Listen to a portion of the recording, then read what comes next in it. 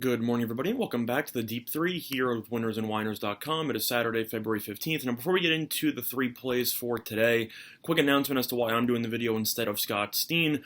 I meant something similar to what happened a couple of months ago, some medical issues with Scott's father. So he had to go deal with a medical emergency. Thoughts and prayers to his father. But he already told me that he will not be able to do the show for today and tomorrow. So that is why I'm filling in. So hopefully everything that Scott's dealing with right now works out. But either or, the show must go on, and we'll be starting with the three plays of the day. All of them are going to be on college basketball. Really not much to talk about on today's card. NBA is still in the middle of All-Star Weekend. I mean, you have the three-point contest and the dunk contest and the skills competition. But overall, those are all just crapshoots. You can't really game plan for any of those. So it really just depends on which shooter gets hot and which dunker is going to perform well. If I had to lean anywhere, I'd lean to Duncan Robinson, and I would lean to either Derrick Jones Jr. or Aaron Gordon. I think one of those two are automatically basically going to win. But for the three-point contest, I would personally put a sprinkle on Duncan Robinson, but I think that can go to pretty much anybody. But the first play that we're going to be talking about in college basketball will be on a primetime matchup between Michigan State and Maryland. This line is actually very interesting, as Maryland is currently ranked within the top 10 in the AP poll, and Michigan State is currently unranked. However, Michigan State is still a 6.5-point favorite in the betting markets, despite being unranked. I find that just very telling to me. I know that this has happened a decent amount this season in comparison to recent years because of the fact that the top of the AP poll has been fluctuating a lot because there hasn't really been any dominating teams. But the idea of an unranked team being 6.5-point favorites over a ranked team just sounds absurd to me, and I think it tells me that Michigan State's probably going to smack them. However, I do think that the spread is a little bit too high, but for that reason, I think there is value on the first half here. So the first play of the day here on the Deep 3 will be Michigan State minus 3.5 in the first half, and that line is available at minus 110 on FanDuel. A couple of reasons why. First reason I just mentioned, based on the fact that they're laying 6.5 against the number 9 team in the country at home. I think Michigan State's going to win. I think Maryland should come out flat if Michigan State plans on covering this number. And I think Michigan State will be very motivated to put in a solid performance after being unranked for the first time in a while. So I think Michigan State should be able to put together a nice performance. Maryland's been pretty inconsistent on the road. They're 3-4 on the road, and they are 3-1 against the spread. But they have not performed well on the road in first halves of games. Against Illinois, they trailed by 2, but they were down double digits very early on into that game before Illinois' offense kind of fell apart at the end of the first half. That carried over into the second. Maryland was also trailing by double digits to Northwestern on the road earlier a couple weeks ago, and Northwestern's probably the worst team in the entire conference this season. Meanwhile, Michigan State is fantastic at home in East Lansing. They are 10-2 straight up at home, and they are 9-3 against the spread at home this season. So I think they should be able to put together a nice performance for at least the first 20 minutes of this game. They'll probably go up to into the break by at least 5 or 6. But either way, I think there's value here. Plus, the home team has dominated in recent years, as the home team is 5-2-1 against the spread in the last 8 meetings. So I simply just think Michigan State will benefit a lot from the home court, and I think Maryland will come out flat.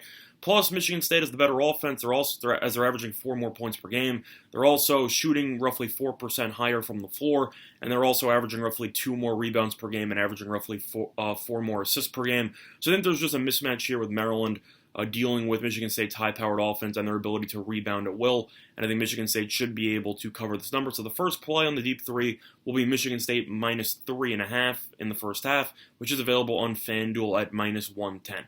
Now the second play is going to be on Radford minus 2, and that line is available at minus 110 on FanDuel as they take on Campbell on the road. Main reasons why, even though Campbell is the home team that have been pretty good at home, Campbell's just been awful in conference play. Currently, they have the worst record in the entire conference, as they are 4-10 in conference games, while Radford is 11-2. Plus, Radford enters this game in great form as they have won each of their last 6 games. I just think this is a huge mismatch for Campbell to deal with. I know home court might help out early on, but at the end of the day, I just think Radford is a little bit too talented for Campbell to deal with, and I think it should show throughout the entire game. Plus, it is also worth mentioning that Radford is the much better rebounding team, as they are averaging roughly 5 more rebounds per game, and they're also shooting roughly 1% higher from the floor.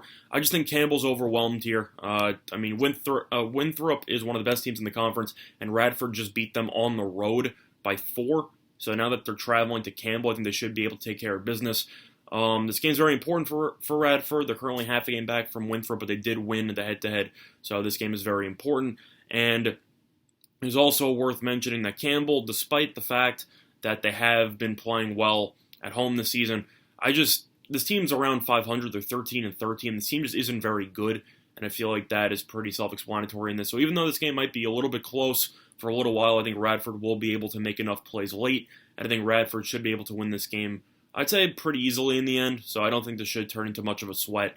But the second play is going to be on Radford -2, and that line is available on FanDuel at -110.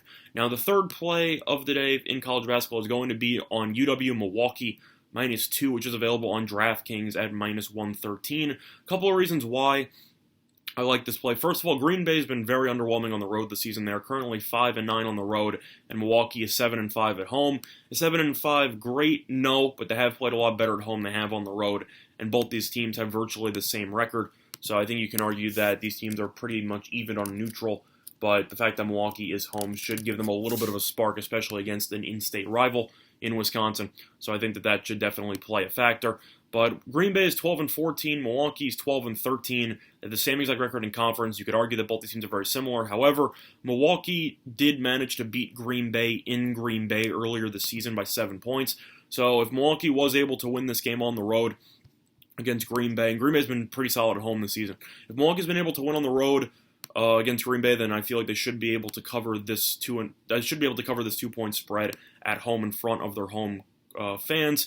Plus, Milwaukee has the much better defense in this game. Green Bay, despite being a very solid offensive team, averaging 81 points per game, they're giving up 80.5 points per game. Defensively, they've been an absolute disaster, and Milwaukee was able to score 87 points against them in the first meeting. Meanwhile, Milwaukee, defensively, they haven't been great, but in comparison to Green Bay, they've been significantly better, as Milwaukee is allowing roughly 9 fewer points per game this season. Green Bay loves to play an up-tempo style, but at the end of the day, they just don't get any stops, and I think they will continue to struggle defensively moving forward. Milwaukee's won each of their last 2 games, coming in off a thrilling overtime victory against IUPUI. Meanwhile, Green Bay got embarrassed on the road against UIC. UIC's not great at all. 7-7, 12-15 overall, kind of similar to what Milwaukee is. But at the end of the day, I just don't think Green Bay will be able to hang tough for all 40 minutes on the road against an in-state rival. This game, I think, will be close for a decent portion, but I think Milwaukee will be able to get stops late, and I don't think Green Bay will. So I think Milwaukee could win this game by around 4 or more. So, once again, the 3 plays that I like for the Deep 3 are going to be, these are in no particular order, by the way. Michigan State first half, -3.5 at FanDuel at -110. Radford -2, which is available at FanDuel at -110. And the last play is going to be Milwaukee -2, and that is available on DraftKings at -113. Other than that, though, that's going to be an installment of the Deep 3 here on Saturday, February 15th. Once again, hope everything works out with Scott Steen and his father, as they're currently dealing with a medical emergency. But either or, I'll see all of you tomorrow, and good luck to all of you and your respective bets today. Bye, everyone.